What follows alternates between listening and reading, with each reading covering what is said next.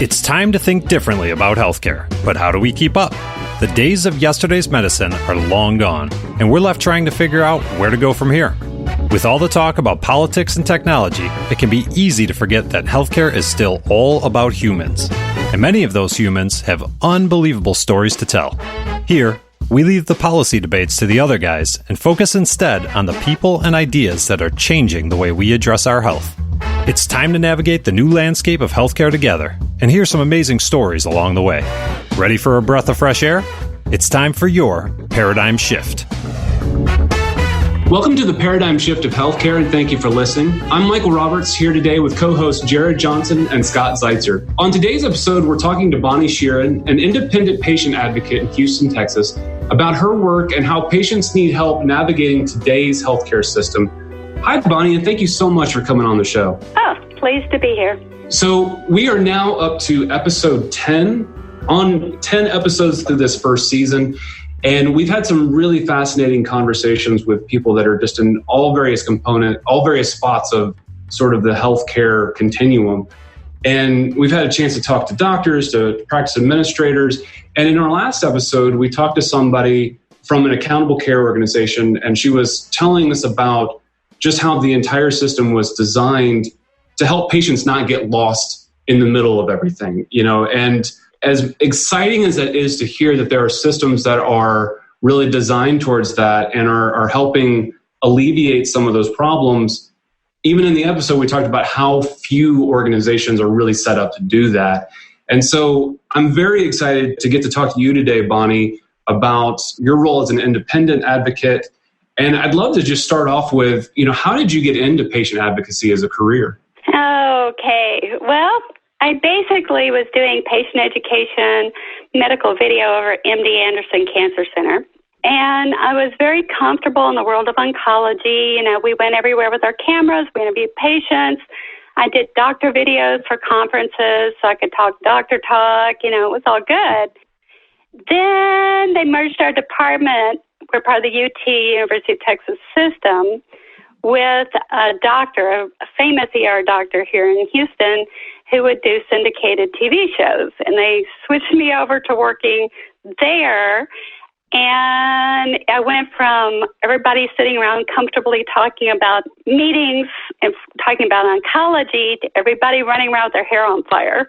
But it was, as much as I was kicking and screaming, changing that position, basically, I learned a lot because the ER doctor would say, let's do hepatology this week, let's do nephrology this week, let's do immunology this week. So I learned a lot about a lot of different specialties. We also went everywhere with our cameras. So I kind of learned the protocol and how to approach things, the ebb, the flow, how hospitals kind of, how they worked, how you could approach people, what you could do and that sort of thing. Had my younger daughter, I left the Texas Medical Center, basically, so I started shepherding family and friends to the Med Center because the Texas Medical Center is one of the largest in the world. And most people, when they get there, they're like a deer in headlights. I mean, it's just so overwhelming. So I was always taking family and friends through the Med Center. And my daughter said, hey, people probably do that professionally. And I said, I don't think so. I've never heard of that. And sure enough, I get online, and there's two organizations. One's APTA, which is, I'm going to read this off because it's an acronym, Alliance for Professional Health Advocates, and NAHAC, the National Association for Healthcare Advocacy. And they started up in 2009. I joined those groups, and in 2014, I started my company. Wow, that's great. Yeah. So what are some of the things that you do to help patients as an independent advocate? In some parts of the country, there's a bunch of advocates, like in Washington State, Southern California, and they all specialize, like in different aspects of healthcare. Texas, we're kind of, we need to build up more patient advocates. I would like more of us to join on, get on the bandwagon. So I do a little bit of everything. I help people untangle their insurance and medical billing issues. I go with them to doctor's visits and, take notes and help them ask the kind of questions to get the care they need. I also run up to hospitals. I've done a lot of times communication breaks down in hospitals and things go badly. And so I put on my tennis shoes because there's a lot of running that goes on and dealing with hospital issues. And I run up to the hospital and I clear up the communication. I try to get everybody on the same page and make sure, everything gets cleared up. So, right now I'm kind of a Jill of all trades, so you say. I don't really specialize in one particular area. That's really interesting. We were talking to a practice manager up in New Jersey, and she was talking about how there's always an outlier or two where there's some sort of complicated surgery, or the patient really wants one of their surgeons to do the surgery, so it could be out of network, and there's just so many different curveballs that come up. And she was talking to us about how she sometimes gets on the phone and says, look, I've talked to the insurance company and I'm not getting far. Maybe you need to call them too. And that sounds like a place where you might be very helpful. Oh, I've done that. Yes, I had a client that needed a surgery, and it was getting denied and everything like that. And we went to, sometimes you can go to independent review organizations, IROs. Sometimes you can go to external review groups. We took it to external review group. They approved the surgery. We got it done. I had another client who had a procedure done. There's so many disconnects and mistakes and just human errors, right? So the office thought it was covered, but it wasn't covered. And so we took that one to external review, got that one covered. But that's not something the average office practice has time to do or can do. And also, as an advocate, having done this for 5 years now, a lot of times I know a lot of these people by their first name, like the billing people. I'm like, hey, how you doing? How are your kids? How's everything going? That sort of thing. And they're like, hey, how are your girls doing? And we talk about the problem, and you get where you start getting all these connections going. And it's just something that the average patient or even healthcare provider just can't do. That's really interesting. And so from a cost perspective, I'm assuming that the patient would pay you and not just you specifically. I know that, we talked a little bit before that you charge by the hour, which is one way to do it. And you said there are other ways that it can be paid for? Some of my colleagues will take a percentage of the money that they save for certain cases. It's an evolving field, so a lot of people do it a lot of different ways. Now, I have always encouraged my clients to at least try to talk to their CPAs to see if they can put it on there as a medical deduction, because it's part of healthcare. And that's something that my colleagues and I talk about a lot, because we would really like to become, legitimized that way. We now have a board certification. I'm board certified. So we're trying to get where so our clients, can take the money they pay us and use that as a medical healthcare deduction. I haven't heard back from any of my clients. They've been successful in that, but I always encourage them to talk to a CPA about it, because we just can't be paid by the insurance company. We can't be paid by the doctor. We can't be paid by the hospital, because then we represent their interest. Understood. So it has something the client. Yeah, it's a very important thing to note there. You're working for the patient, which brings me to another question. Do you find that the hospitals are happy that you're there, that the doctors are happy that you're there, or somewhere in between, or they don't like it, or somewhere in between? How does that work in general? It's interesting. Sometimes the doctors think I'm part of the family. Sometimes they think I'm a nurse, which is kind of sexist, because I could be a doctor that's accompanying the patient, just because I'm a woman. Sometimes they don't seem to mind my being there, because I'm always working towards a resolution. I'm always working towards, helping the communication between themselves and the patient So basically, I have never, in most doctors' offices, they don't give me a chance to introduce myself. Doctors rush in, they start the appointment. I try to say, and I am, and I can't get the words out. But in hospitals, a lot of times I will wear my name badge, because name badges are very important in hospitals.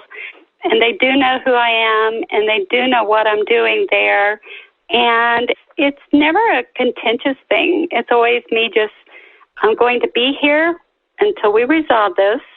We're going to keep talking. We're going to fix this. And pretty much, with that kind of attitude, what can they do? They can't object to that. I think that's just awesome. I can't tell you how many times as a sales rep, I once sold a lot of medical devices many, many years ago, a couple of decades ago. And I remember I'd walk into every hospital, and every hospital would have a different system about how to get where. And I always thought it was the most unintuitive modalities that you would come up with. It's like, well, sports, that's blue. Orthopedics, that's the blue walkway. And I always laugh and where would that sign be? I just got such a mention. Oh no, hospitals are like mazes. I mean, it is just, and when somebody's not feeling well or they're injured, I mean, there's no way to sit there and figure all this stuff out. And also, I always tell my clients, I said, and you get to cry while I talk, because many times, especially in a hospital situation, they are in tears. They're crying. They're upset. There's no way a constructive dialogue is going to happen between them and the hospital staff. But I say, okay, here's your tissues. You can cry, and I'm going to be talking and fixing and resolving this. Hey, Bonnie, this is Jared. I'm curious because I think you're just touching on something right there about physically that it's overwhelming. And I wonder just overall, trying to navigate the healthcare system these days really does, at least in my mind, it feels overwhelming in a lot of other ways too. Do you feel that way too? Do you feel that navigating the healthcare system has become more complicated for patients? Oh, oh yes. Especially because a lot of my clients are older, and you get into the EHRs and the online patient portals. And then the insurance plans seems like they get more complicated. And then the state and federal laws keep changing all the time. There's new treatments, there's new procedures. It's so overwhelming. I mean, I try to stay up with it. I'm kind of into it every single day, and I feel like I'm drinking from a fire hose of new information. So I can't even imagine what patients, how patients must feel. Yeah, I'm mostly overwhelmed. Yeah, very overwhelmed. No, and to the point of, and here's the problem, they feel abandoned. They feel alone. They feel they've been left by the side of the road. And I mean, I have clients that, sometimes we win the case and sometimes we don't. Sometimes it's a really hard lesson for some of my clients with, this is the way the healthcare system works, and we've run into a brick wall, and that's it. But they're always thankful because somebody was there trying to explain it to them and helping them understand, how things, went badly and how not to do it again. That's kind of, it's a hard lesson sometimes, but it's kind of the way it goes sometimes. So what can we do to make that experience better, from your standpoint, from what you see? How do we provide better patient support in general?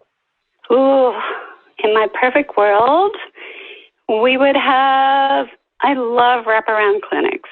We have several wraparound clinics here in Houston that what they do is they're mainly for people with chronic diseases that are starting childhood and they're going to go through adults, and they're going to see them forever, for their lifetime. We have a neurofibromatosis clinic with Dr. Slopis, and he sees them from day one till whenever. And they just have a lot of support. They have a lot of people staff to work with the patients, make sure they hear them, make sure they listen to them, make sure they get the support they need, that sort of thing. I just had a procedure myself recently, and I had to tell the surgeon, I was like, it's a little outpatient day surgery, but I said, I come from a patient education background, and I got to say your patient education materials might be a little bit better improved. And he laughed, and he said, nobody reads those. You're probably the only person that has read those. Well, and I was like, okay. There's no good info. So it's like, okay, well, you need to figure out a way to have a staff member or someone or a teach back or some way that you're being sure people are internalizing what you're saying, because people get very upset. When I worked at Anderson, a lot of times, unfortunately, they would have to call security because communication had broken down and the patient was very upset with the healthcare provider, and those were not good days. There needs to be more of this team. There needs to be more of this support. And, I think that's where you get a lot of these media stories and news stories where people, they just sound horrible, nightmarish. This happened and this happened, this happened. And I feel like it's one reason they feel like it's such a nightmare is because they were alone. There was nobody there to ask questions. There was no one there to advocate for them. And that's another important thing, is to have somebody go and advocate for us. When we're ill, when we're injured, when we're whatever, we can't think straight. I always tell people, you've got to have somebody go with you, especially like in an ER. You shouldn't go in an ER by yourself if you're ill or injured, because there's no way you can communicate with the staff well enough to get all the questions answered and make sure you get the appropriate care and everything like that. So I don't know. That's just my perfect world where everybody has somebody there for them. Maybe that's the best way to say it. Yeah. Bonnie, it's interesting that you talk about that feeling of loneliness. We have a family member that has a chronic condition. And when we first found out about it, it was exactly that. We didn't know where to turn. We didn't know even what the condition was. And so you start down this rabbit hole of online searching and starting to get advice from people that may or may not be relevant. And you just kind of can easily get in this spiral. And I know that when we were starting to try and solve this problem, we had no idea how to tackle this system, how to tackle this problem other than let's just keep going back to the doctor until we get some kind of answer.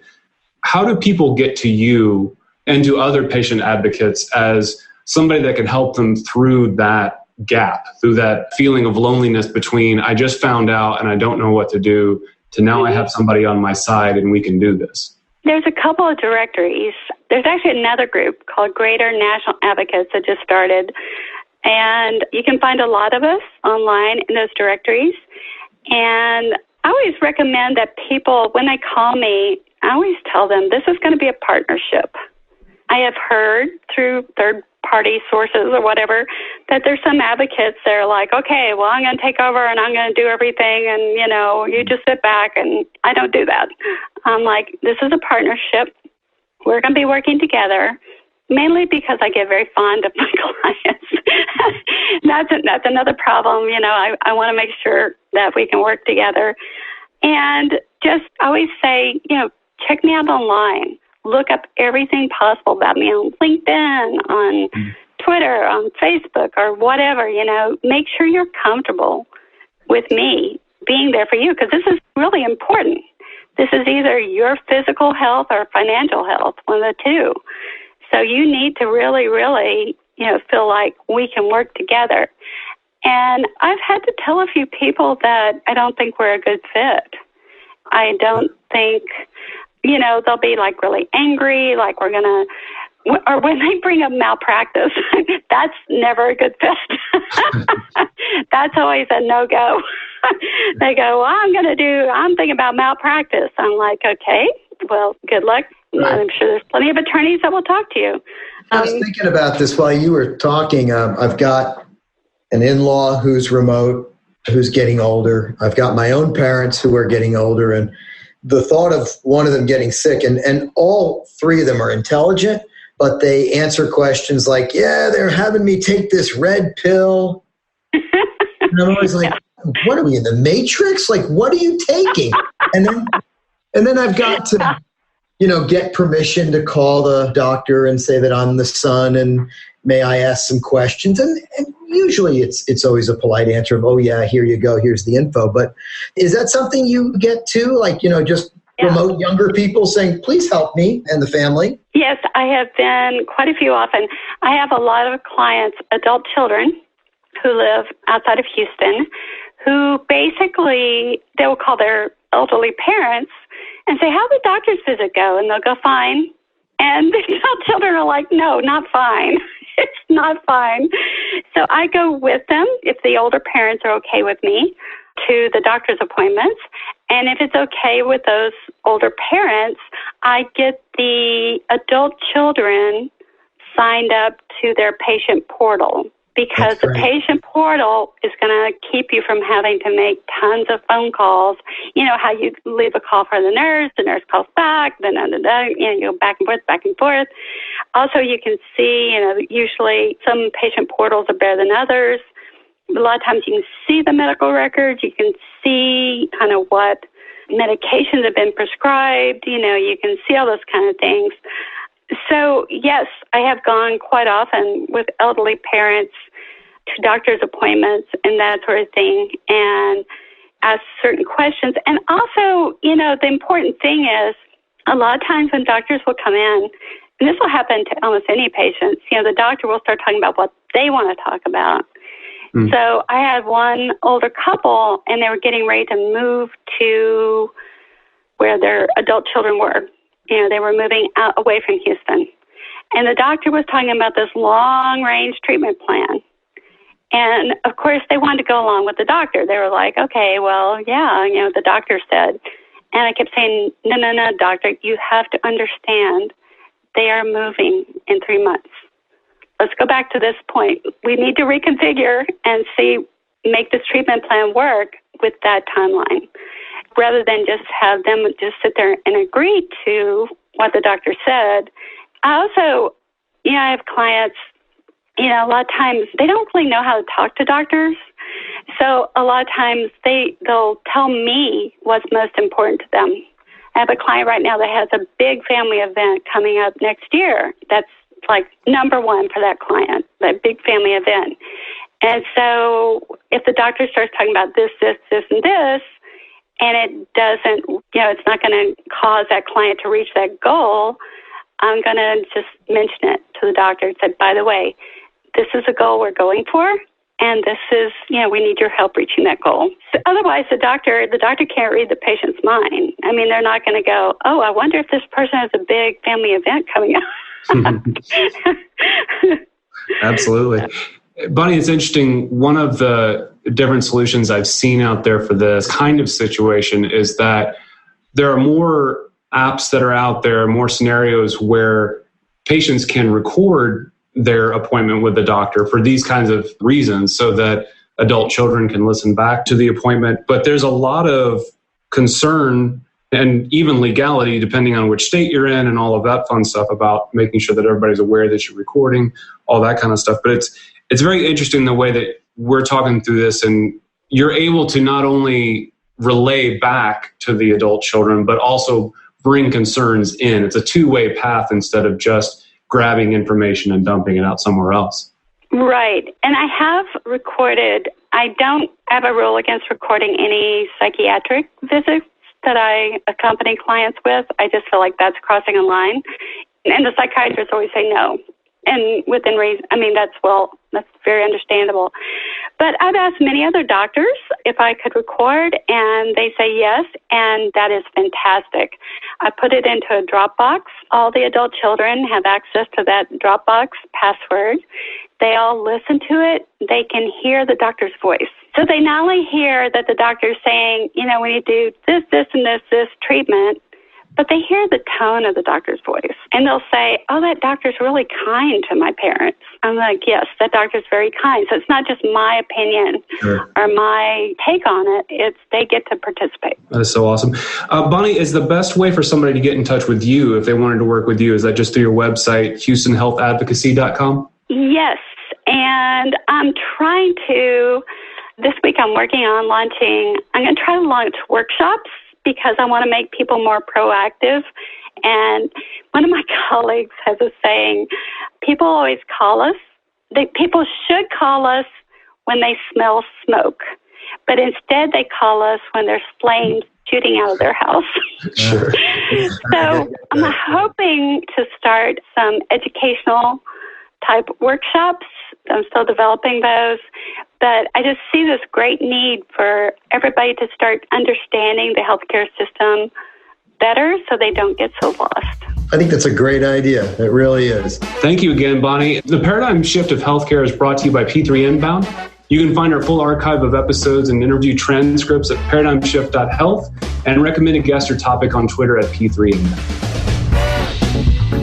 Thanks again for tuning in to the Paradigm Shift of Healthcare. This program is brought to you by P3 Inbound, marketing for ortho, spine, and neural practices. Subscribe on iTunes, Google Play, or anywhere you listen to podcasts.